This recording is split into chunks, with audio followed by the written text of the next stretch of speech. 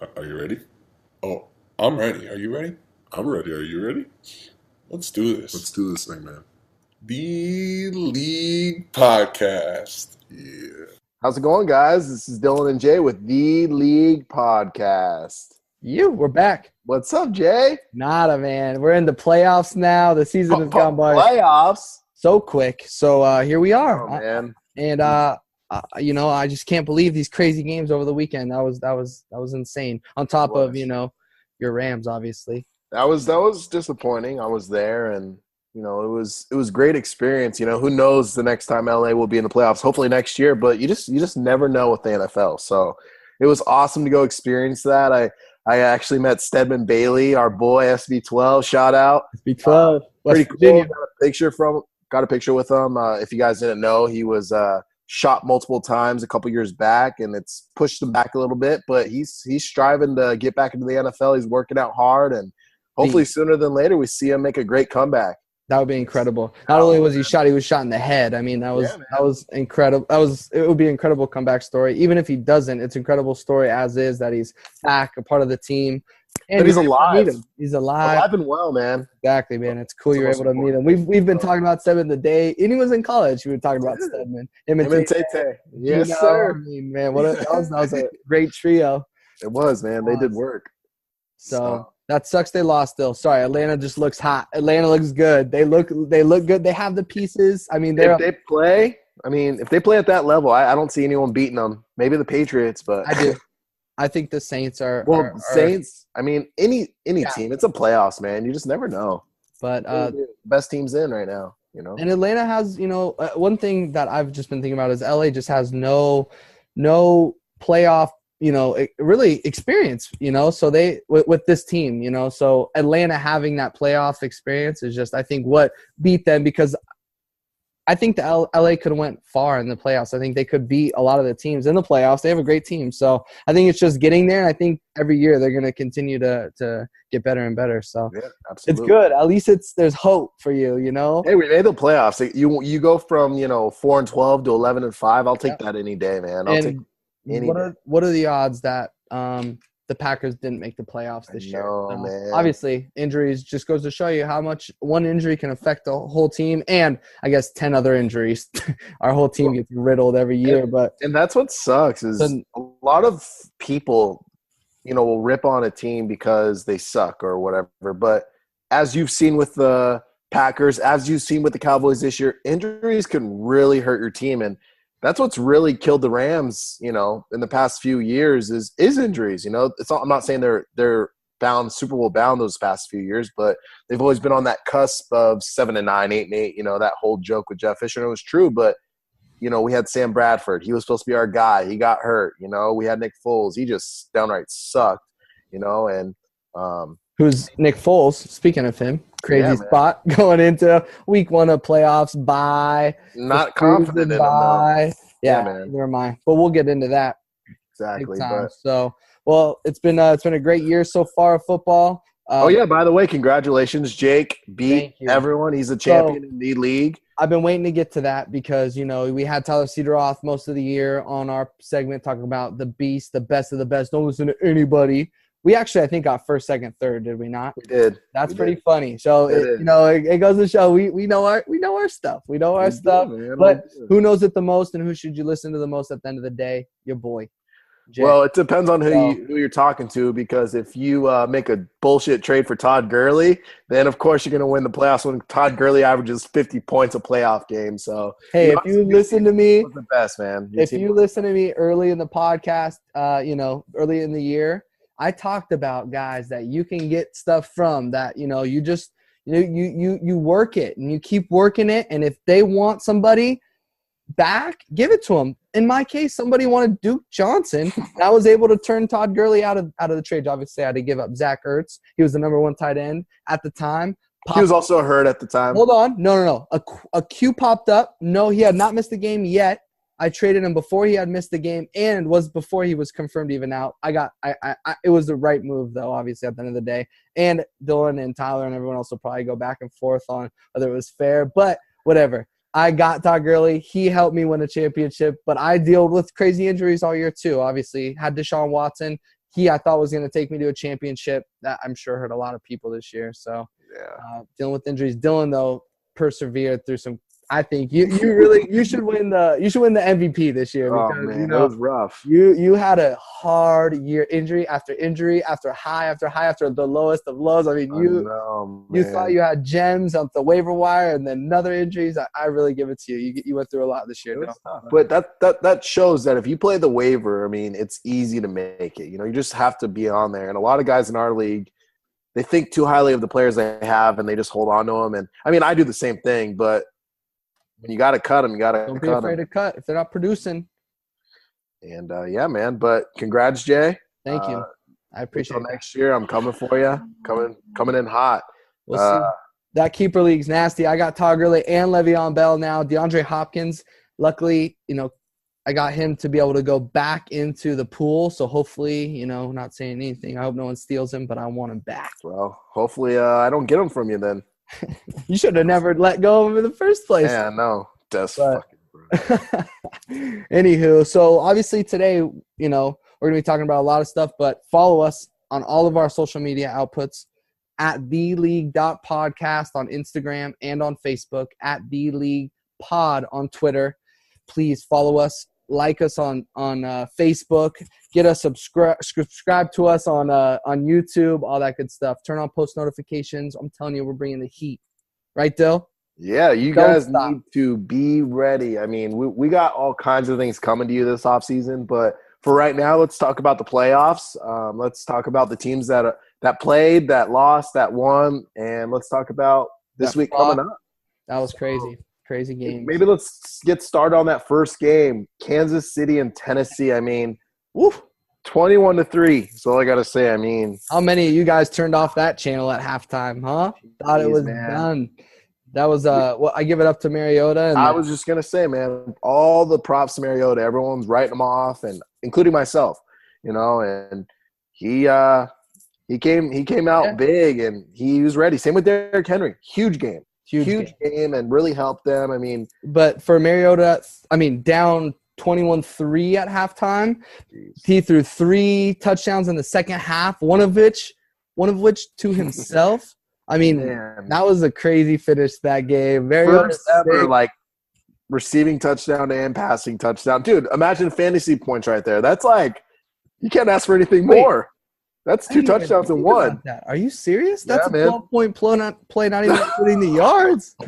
That's amazing. Mariota's the man. That was great. I'm so glad they made it to the playoffs. First time in the playoffs, I think, in 14 years, I think it is.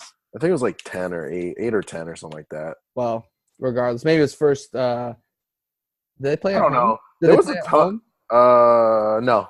It was a ton of teams that haven't been in forever, so I don't know exactly who was which, but I know it's been a long time for them. The Jags, the Rams, the Bills. The Bills was 1999 or something like that, or I don't know. It's been a long 18 years or so for them. So, anyways, so Alex Smith rumored to be leaving this offseason. What do you think about that? Browns, Cardinals? So I don't know. I feel like there's a lot of talk always on social media and on all these outlets just to be buzz, but at the end of the day, Alex Smith, 75% of the year put up MVP type stats. I mean, I don't think they could just write him off. If they do, what are they talking about? Trading him? Yeah. So if they do, I think they could get something really good back for him. That might make sense. But that one game Patrick Mahomes played, I didn't watch. Did you see? I didn't watch it, but I didn't see anything or hear anything to be anything crazy. But even so, Patrick Mahomes, I think, still has Mahomes has a lot to work on. You have a poised Alex Smith who, got him to the playoffs. Obviously, they had a bad game, that second half. Their defense is good. But you look at his stats, I believe he only threw I want to say 10 incompletions or even less than 10 incompletions. I mean, he had a good statistically good game, so I don't know, man. But he also has a $20 million cap hit next year, and they're supposedly – they're probably hurting already. Yeah, they're negative $5 million. So and that's what teams do, dude. When quarterbacks get to that age, that cusp, they go for the young guy every time. So we'll see. I don't know. I think they're going to keep. What was it? 1 year left on the contract? I'm not Maybe too 2? sure, but Interesting. also, like they've lost, I think, their last 5 playoff games at home. And, if you can't win in the playoffs, then, Yep. I hear you. So, yeah, that's going to be interesting to watch. Obviously, we're going to keep you updated on that all off season because we're going to be bringing you heat all off season as well. But it's best time of the year, man. I love the season itself, but off right. season's my favorite. That's right. All the juicy. Yeah, man. Good, That's where championships are made. That's right, man. Building through the draft and free agency and, even just re-signing your own guys. I mean, we got Darren Donald still got a year on his contract. We need to pay the man. Make him the highest paid player in the NFL. I mean, if you guys watched that Rams game, he was in on every play. They ran opposite every single time, and he still made every single play.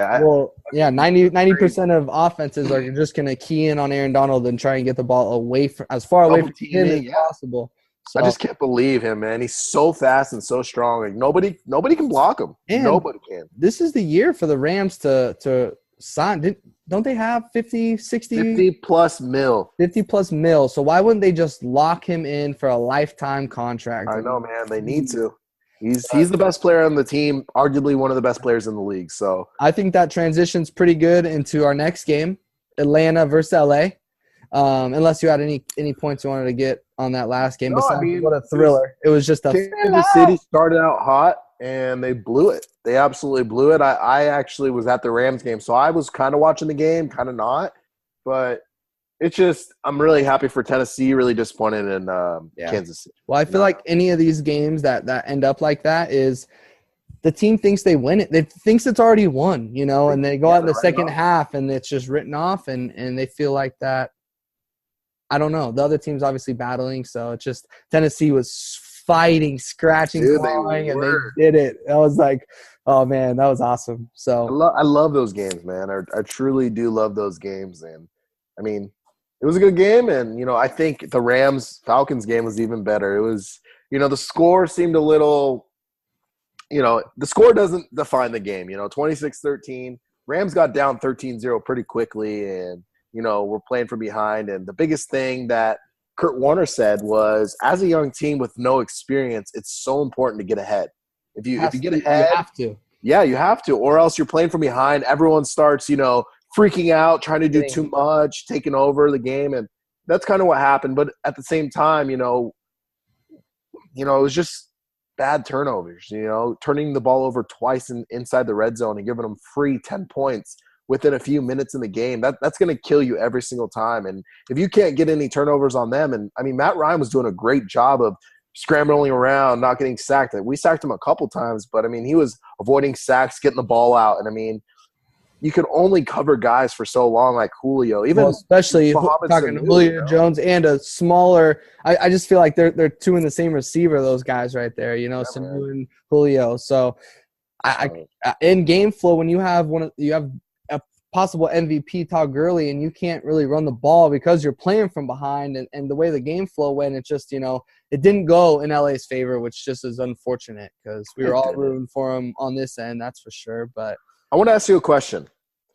Would you rather have Todd Gurley on your team or Alvin Kamara and Mark Ingram? If you had to choose between the tandem of the Saints running backs or just Todd Gurley, who would you go with? Just Todd Gurley.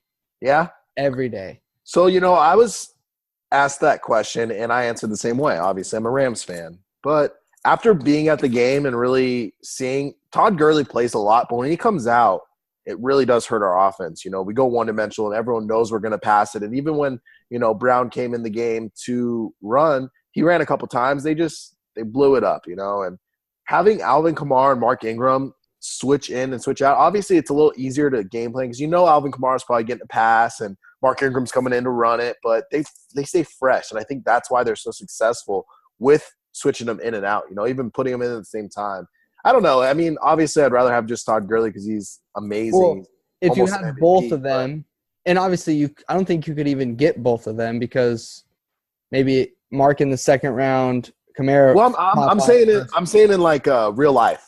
Like as a team, I thought we were talking fantasy. Oh, no. Yeah, I thought we were talking fantasy. Yeah. If I had the two, obviously, with And I think about that like all the time about how New Orleans has that. They never have a lesser back because there's always one in there, and they can run with two backs and be so efficient. But And they do such a good job with it, subbing them in and out, and just their play calling. And you can tell Mark Ingram doesn't anytime feel like bitter or resent Kamara. Like they love each other, man. They're each other. Yeah. They're brothers, and you can tell man. All they're focused on is that winning.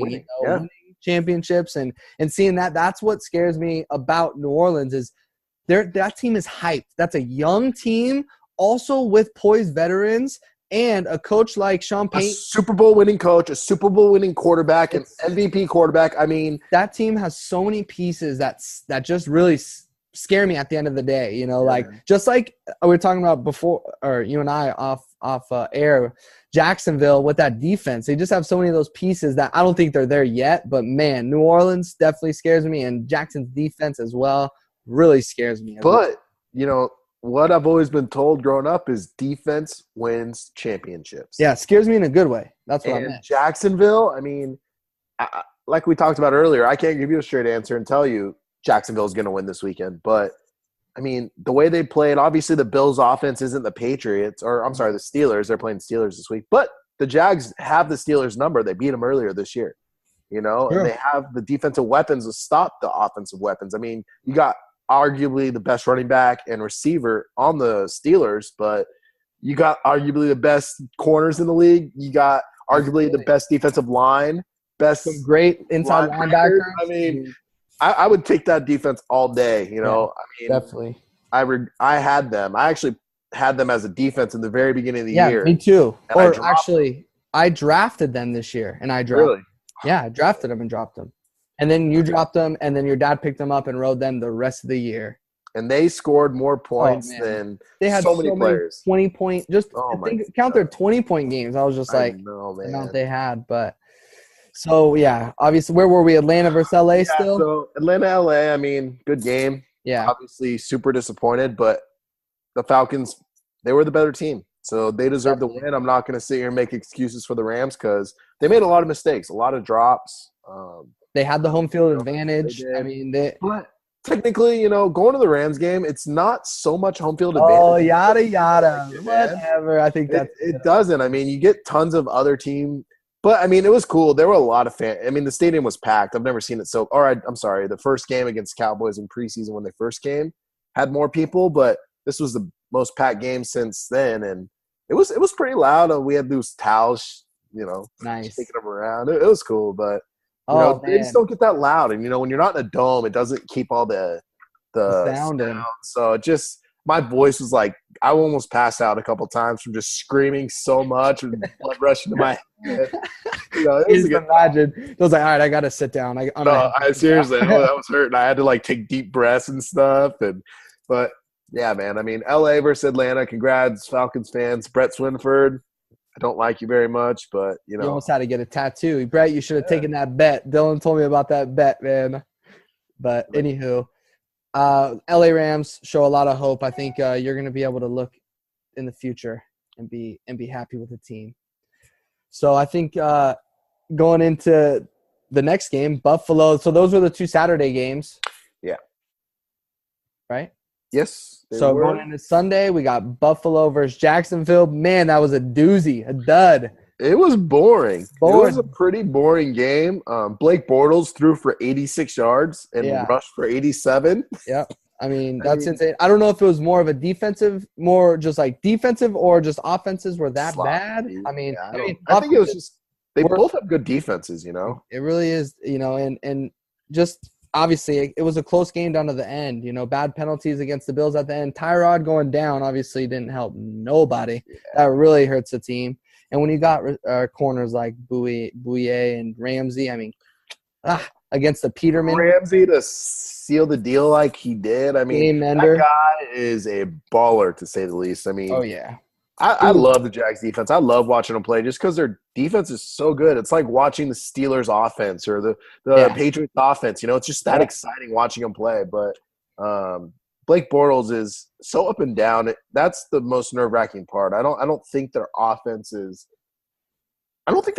bad whatsoever, and they got to think they're not even playing with Allen Robinson, you know? No, but that's what I was just going to say. Their group of receivers is actually really good, you know? Definitely. And Cole stepping up, like he stepped up huge at the end of the year. Except last week, he put up a dud. He had 1 target and no receptions. Did any receiver really? No, you're right. You know, he had 1 touchdown. D.D. Westbrook had a few receptions I saw. Marquise Lee wasn't 100%, so he wasn't really playing too much. I don't really know the statistics for the game, but like you said, 86 yards passing, you can't get too many statistics receiving wise. No, sir. But from either end. So, I mean, that was like we said, a dud. But it was a good defensive battle. So if you like watching low scoring games, then I'm sure you enjoyed it. But let's go to the next game. I mean, this was the best game of the weekend, arguably. I thought the last 10 minutes or 5 minutes or whatever, it got really, really interesting in that game. It was close. It was really close. So I mean, the running game, it's so crazy because they're running offense, they're rushing offense with Mark Ingram and Alvin Kamara, like we talked about. Were they the first pair of running backs to both get 1,500 total yards in a season? You bet. Together? So that's where, when you ask that question too, I just feel like going into next year, a lot of teams, I mean, but their offense is so versatile. Drew Brees can put the ball anywhere. So even if the run game doesn't work and they're game planning against it, putting it in the box, Drew Brees is going to put it where he needs to put it. That's why they're so dangerous. I mean, the rushing stats weren't that good. They only had combined 41 total rushing yards. 41. It was a Drew Brees game. Kamara did score a touchdown, but it was simply a Drew Brees game. Both quarterbacks really had a great game. They both threw for 349 plus yards. Both obviously scoring multiple touchdowns, no interceptions. I mean, the quarterbacks. Drew Brees actually had one interception. Oh, he did. Yeah, Cam didn't. Threw a lot of passes, but both ways, the run game on both ends, they was just shut down. Those defenses, both those defenses are nasty. They are. And the stepping up with Marshawn Lattimore, the way that him and Crawley, I think it's Crawley. No, yeah, I think you're right. Joe Crawley or something. They just stepped up in that in that DB squad and just been shutting down receivers. Not shutting them down, obviously they got points on the board, but but they got them through Greg Olsen, which is arguably that tight end position, so it's inside linebacker, or safety. So linebacker. Greg Olsen had himself a night, that's for sure. He did, man. I love that guy. But I might keep him next year in our league. I know. I've been thinking about you doing that, honestly, because when he's healthy, he's a top 2, top 3 tight end. He really is. He is, and it's arguably hard. I'm only keeping one guy. I'm keeping DJ. That's it. DJ 3-1. So I have a question for you. Yeah, I've got the answer. With Bruce Arians not coming back to Arizona, who Bruce Arians developed David Johnson, is an avid David Johnson, obviously he loves him to death and thinks very highly of him. With him not coming back, I don't know much about the situation, but do you think they're still going to be all in on David Johnson and that's, still have that same mentality? Like Bruce Arians had to feed him the ball at all times. So to be honest with you, I've thought about that, and there has been thought processes of me not keeping anyone, letting David Johnson go free, letting someone else take him, a chance on him. I mean, obviously he has the potential to be a number 1 running back in fantasy, but I also was reading about his injury, his broken wrist, that it actually takes 2 to 3 years to get full strength back to where he's not going to be able to grip the ball with his left hand fully. So it could hurt him, and he already had problems fumbling. And I'm waiting to see who they hire as their coach and what kind of offensive system they have and really how they utilize him in preseason, because they might bring in another running back. They might have a rookie quarterback that doesn't do anything that really hurts his game. So, but as being in a keeper league, you have to think long term. And David Johnson, we've seen, can be 100 reception, 1,000-yard receiver, or 1,000-yard receiver, 1,000-yard rusher. He could do the 2,000 multi-purpose yards in a season. So it would probably be pretty dumb for me just to let go of him and let someone else on top of that, it'd be pretty dumb for a new coach to come in and not utilize him for what he's worth, unless you're talking about, his injuries are becoming an issue, So I think it's definitely something, if you're not in a keeper league, when you're coming up to the draft next year, obviously we're going to be keeping you in very fine detail, letting you know what's going on out in AZ, but definitely look at what's going on with that offense, because I don't know I don't know if David Johnson is seriously going to come back to what he was last year, being the top fantasy performer, so our second. And I think it also depends on how they build their offensive line. They have some weak pieces there. I mean, it really depends on their offseason. I mean, Larry Fitzgerald is on the cusp of retirement. Yep. And so losing him, losing Carson Palmer. Carson's already gone. Losing Bruce Arians. I mean, that is a huge loss on the offense. And as we've seen before, rookie quarterbacks coming in and just destroying offenses. Mm-hmm. But I'm really hoping that they do sign a veteran quarterback like, maybe Case Keenum or – and then draft Lamar Jackson somewhere in the draft. Oh, gosh. Develop him. But I can see it, but, I mean, you never know. I did read that, North Turner, the coach of the Vikings, that he wants to bring Case Keenum wherever he goes. He loves Case Keenum. Case Keenum fits in his system, and I could definitely see him going to Arizona and bringing him with him. And really, I mean, David Johnson he's a great player. And like I said, I guess it just all depends on what happens this offseason with their team and what happens in preseason. But like you said, we're going to be all over it this offseason. I mean, he's my boy. DJ's my boy. I held on to him all year. Yeah. I seriously don't think I will probably end up keeping him just because I sacrificed everything so much. Well, that roster spot this whole year. The whole year. Yeah. He got hurt in week 1, and I held him the entire year. So I was down one bench spot all year long. So, I don't think I'm going to give up on him. And maybe I'll trade him. Maybe I'll work a trade with someone to get rid of him once he looks healthy and people know what he's about, Definitely. And that's something you got to think about in your fantasy leagues. Make some moves before it's too late. If, it comes down to, or if you draft him, obviously you do your drafts before the season. So if you draft him, maybe you could get something for him, coming up on next season. I don't know. Dylan will keep you updated on David Johnson. Yeah, you bet. I'll be the David Johnson news machine all year. So, but I think that wraps up this wild card weekend. Yeah, wild card weekend, and we're getting right into this week. We're getting into the playoff schedule for the divisional weekend, baby. Saturday and Sunday, back-to-back days again. We got some good games. We just posted on Instagram, Facebook, Twitter for the playoff weekend matchups. It's Atlanta versus Philly. Yep. Saturday, first game. Second game on Saturday, we got Tennessee versus the Patriots. So, Dill, talk to me. Let's make a couple predictions here on what you think. What do you think? Who's going to take the W's in this divisional weekend? So we got Falcons at Philly. Who do you got taking the first game on Saturday? I truly believe that both games are going to be pretty easy picks. I mean, I think that Atlanta beats Philadelphia in Philly, and I think New England beats Tennessee in Foxborough. I don't think Patriots are going anywhere this weekend. I think they're going to destroy the Titans. But, I mean, you never know in the playoffs. But I truly believe that the Patriots are going to win easily. I think that the Philadelphia Eagles will put up a good fight, but I just don't think Nick Foles can lead the Eagles any further than they already are, as we saw last week again, or week 17 against the Cowboys. He looked like crap. And you're going against a great defense in Atlanta. I mean, they play so fast. And, I mean, I was so impressed with Atlanta's defense. I mean, we knew they were good. We know that Dan Quinn has that background of being a Seahawks defensive coordinator. So he's all about D. Mm-hmm. And I knew they had a good defense, but they really showed up on – I mean, they've showed up the last 10 weeks. I mean, I think in the last 9 games, they've won 7 of them.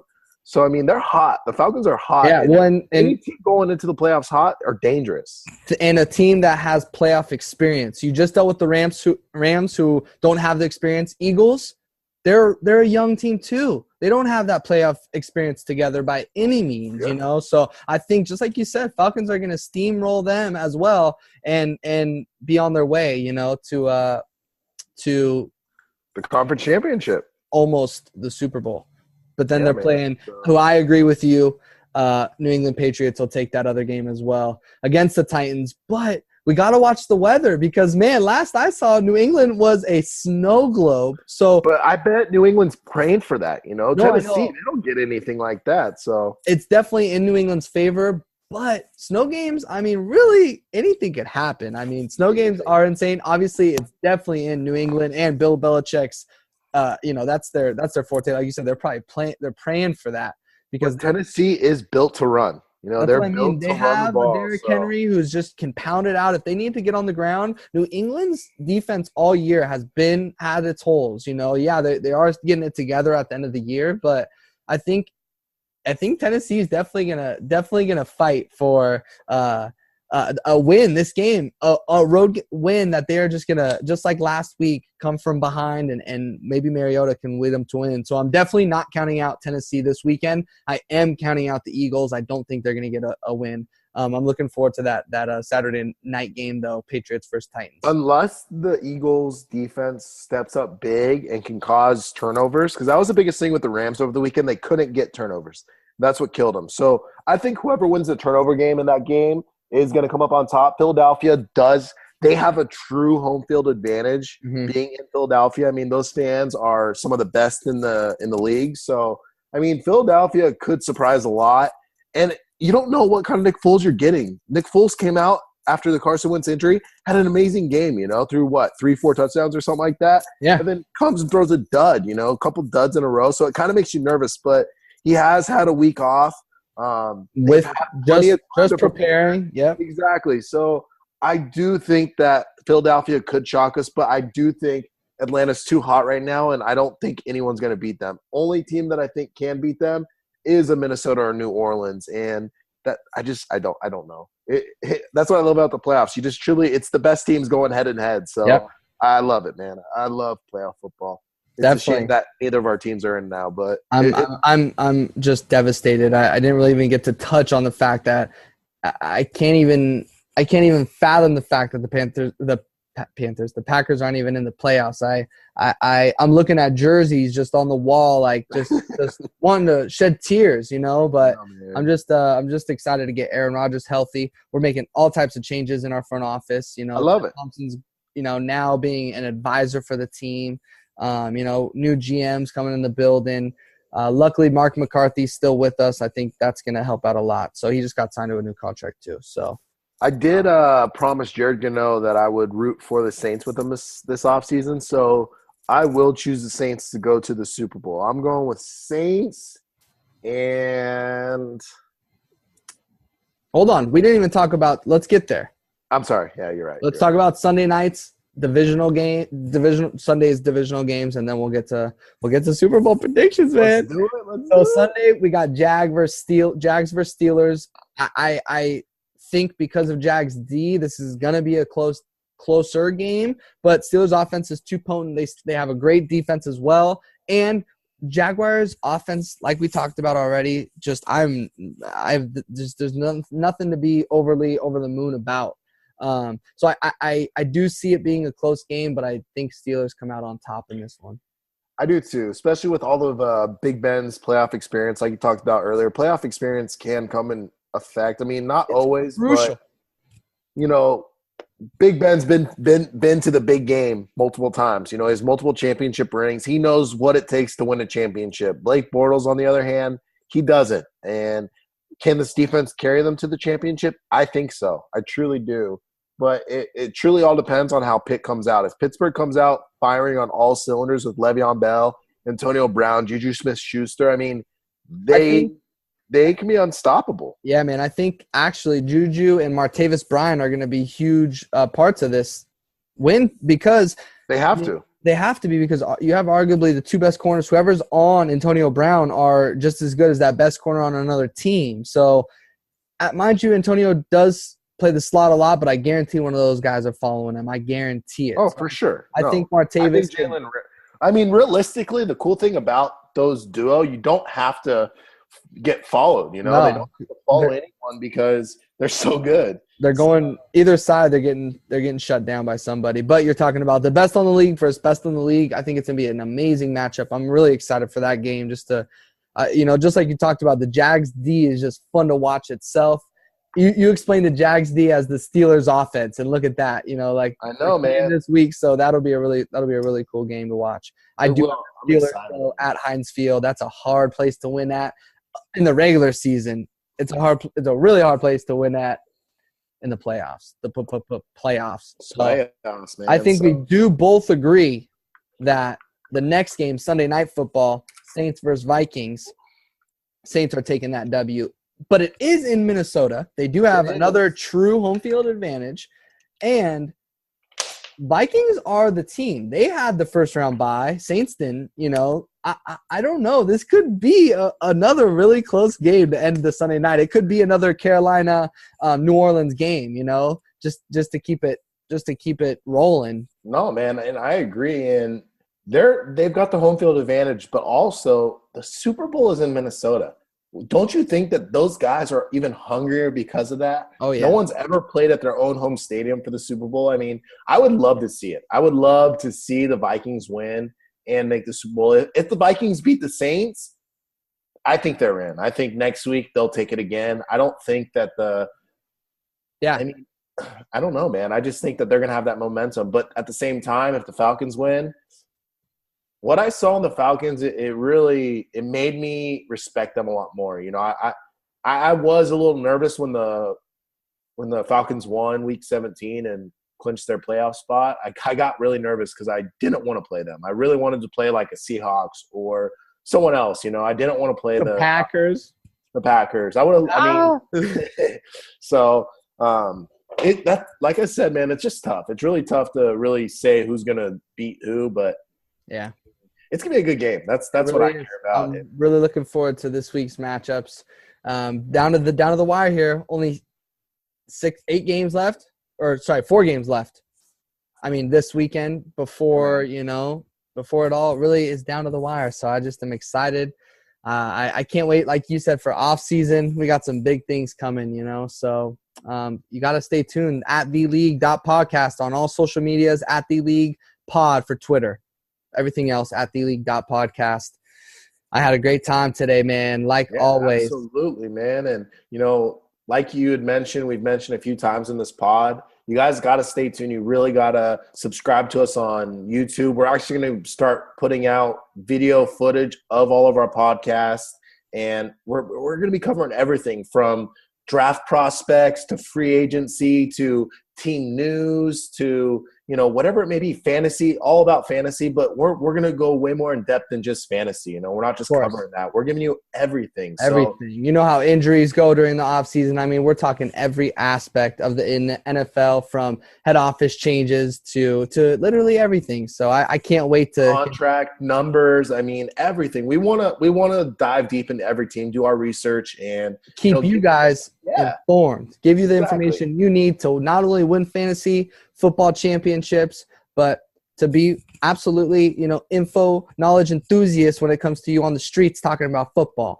And I mean, if you guys love football as much as us, I mean, you're gonna be really excited about what we have coming. We're trying to plan a trip to Indianapolis for the scouting combine, and we want to try to do something cool out there, like maybe do a live thing. I don't know. We're not too sure yet. We're still planning it, but I mean, that's what we have planned. We got some awesome things planned for this year, and special guests. We got a lot of cool stuff coming out. Really excited about the league this year. I mean, if you guys aren't excited as excited as us, you will be. Once we start putting out more absolutely info for you. And obviously, like we said, you got to follow us on social media just to get all those updates, because obviously we can't be posting, podcast anytime news comes out. But once breaking news comes out, we definitely want to have you guys on top of it. We're working on some big things, like an app to give you guys all the top of the line things, and just stay tuned, guys. It's going to be a big year for the league and for all you guys as well. So, right, 2018. You guys better be ready, because we are. Man, it's our year. Thank you so much, guys, for tuning in, and I'm so excited to get this ball rolling again. It's the playoffs, and once playoffs is done, it's my favorite time of the year, the off season. That's right. So looking forward to it, Dill. Hey, can't wait, man. Always a pleasure. Let's Always. rock it, man. The League Podcast. What did I do? What did I do? The League, huh?